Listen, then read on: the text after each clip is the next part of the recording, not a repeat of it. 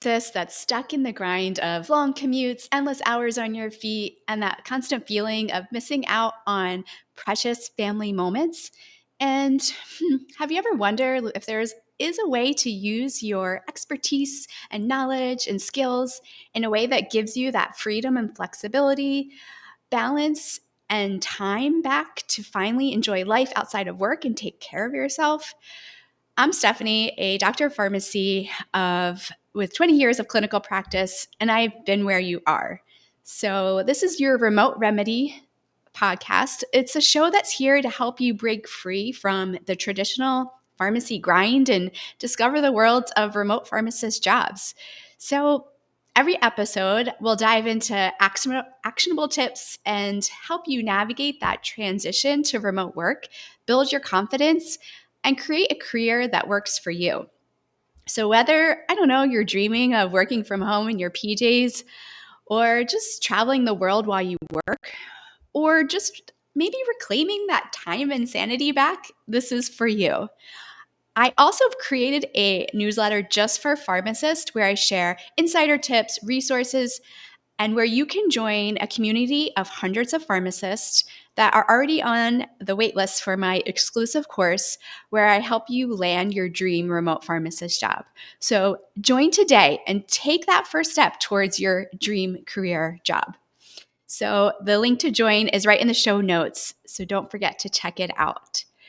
So welcome to the very first episode of your Remote Remedy. Have you ever achieved everything you thought you wanted only to realize it wasn't actually your dream, or maybe it wasn't your dream anymore? So today I'm going to share how my husband and I realized our dream life wasn't our dream life anymore. You'll learn how to recognize when maybe your dream life or dream job has changed. I'll give you a 3-step framework for making those big changes, either in your career or your personal life or both, and simple ways to test if that dream life is right for you. So, I was a clinical pharmacist in specializing in critical care. I had the dream job. I loved it. I got to mentor and teach and literally be at the bedside in the ICU of patients, collaborating with the team, saving lives.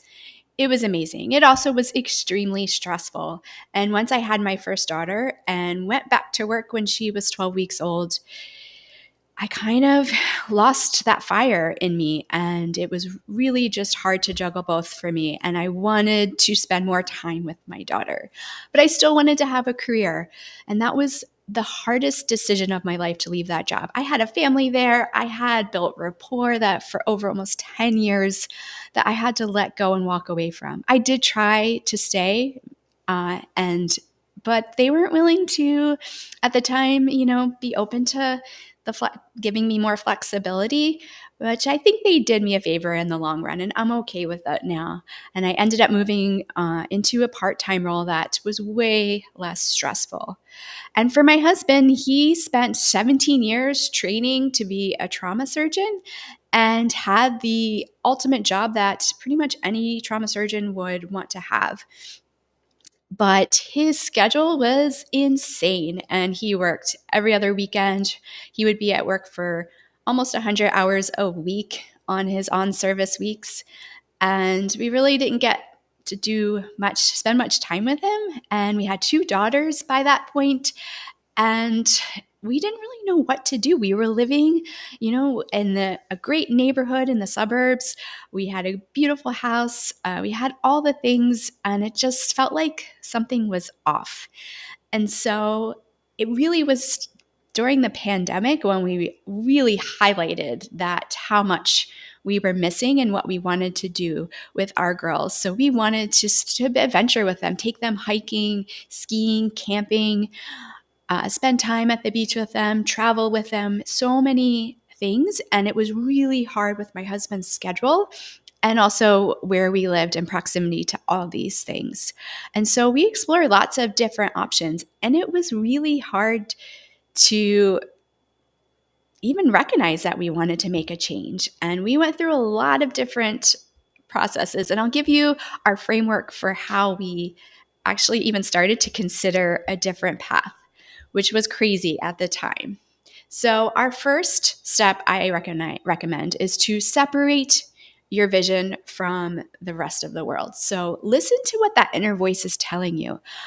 As much as I would try to say, squash my thoughts and ideas and dreams, they would always just keep coming back. And I would see them or think about them, usually in the most quiet times of the day. Like first thing in the morning, I would wake up and think about it, or when I was going to bed. Sometimes I would actually dream about it. And so it was during those, I needed to have quiet time, either during journaling or meditating or just going for walks outside to get to actually hear that inner voice and tune out the everything else. And also tuning out what other people think or say. Sometimes you have you can have conversations in your head of telling someone what your dream is and already can hear what they would say and how they would shut that down. And I think a lot of that of other people's opinions are their own fears of what if, of them making that similar change, or that they actually really want to make that change and they're too scared. When we started sharing about our dream of moving to rural Vermont, so many people supported us and said, we wish we could do what you're doing. We just don't have the nerves. You guys have so much courage. We would love to do that, but we can't. And so, we kind of felt like we were actually, giving people vision to do, and the permission to listen to your dreams. And so you really need to trust your gut and your heart, but also really have an open mindset. So it wasn't really until my husband was doing a online surgery conference, and he heard some talks from rural surgeons, and they were talking about their lifestyle and how great it was. And he never really considered that because he had done so much specialized training. And once he opened his mind to what was possible out there and he actually had that vision and saw it, that's actually the path that we ended up exploring and going down for him. So you really need to tune into that inner voice and trust your gut and listen. What are you actually dreaming about? What is your dream and not others? So maybe for your job, you're tired of the traditional hospital role or retail role, and you just dream of something else, but you don't know what it is. You need to, one, have some quiet time and think about it, and also be open to other ideas and talk to other people about what they're doing. So, my second framework is test the waters first. So, we just didn't wake up one day and move our family from the suburbs to rural New England on a 120-acre property. That didn't happen overnight. It took us years of trying small changes first, bit by bit, and that helped us shape our vision of what we were actually looking for in the future. So we started with overnight camping trips, finding where we could hike in our area, and going to the closest ski mountain that we could and seeing if our kids even like to ski, because we didn't grow up skiing, but we wanted to do it with our kids. And so, but is this something that they'd actually enjoy? And the answer was they loved all of it. And we loved those moments and experiences that we got to share with them. And we just wanted more of that. So experiment with a new routine. Maybe you could take your current position and work one day from home and see what that is like working from home. Maybe you love it, maybe you don't, but try bit by bit. Maybe shadow someone in what you think is your dream job or role. Maybe you can take up some medical writing work on the side to see if you like medical writing, for example. So just try these little things that can kind of give you a little snippet or vision into what that future could look like. And if it's something you actually want to do full time before you make that change. And our third tip is to build your strong foundation first. So taking care of your mental and physical well-being is key.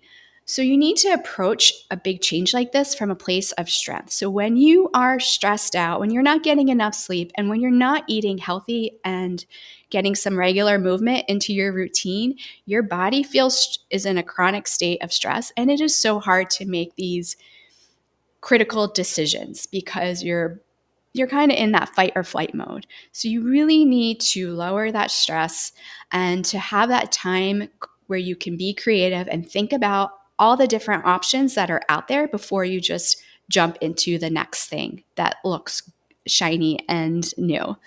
You also really need to have support.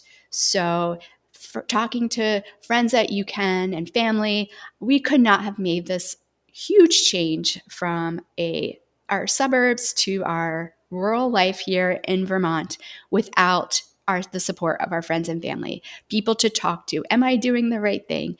And helping us move, seeing us off. It was really hard to leave our friends and family, really hard. But with their support and encouragement, it got us through those hard times. And having that positive mindset and framework that you get from taking care of yourself, you're just going to also be way more equipped to face the challenges that inevitably will come with making changes. It's not going to be a perfect transition. It wasn't perfect for us, but when we had those obstacles and roadblocks, we were prepared and had the mindset that we could overcome them. So today we're living a life that truly feels like ours. I feel so grateful for what we have. We get to go skiing every weekend. My husband is working half as much, but he feels twice as fulfilled as a rural surgeon. And I'm using my experiences, knowledge, and skills to help others find their true balance, joy, and health, all from the comforts of my own home. So our family is thriving. Outdoor adventures are part of our normal routine, and we are living our dream life. But you don't have to overhaul everything at once like we did. Start with small steps, focus on your wellness, and trust that your path will unfold as it should. So I'm going to leave you with a few questions to ask yourself. So, what parts of your current role do light you up? And what would you do if nobody's else opinion mattered? And finally, what small step could you take this week to work towards that dream role or life that you're dreaming of? So this week, I challenge you to spend just 10 minutes writing down about your ideal workday, your ideal schedule, your must-haves and must-nots, and your next role.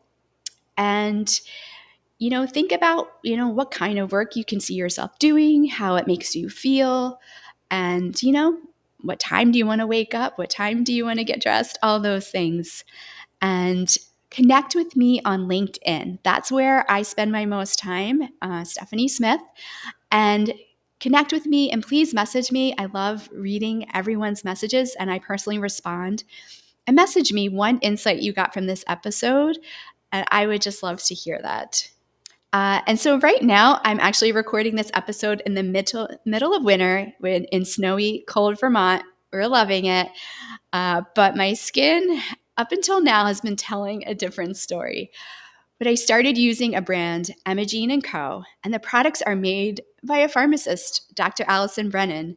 And so I love them so much, and I think you will too. So if you want to check them out and support a fellow pharmacist, here's a discount code just for my listeners. So use code STEPH10 for 10% off, and I'll leave the link in the show notes as well.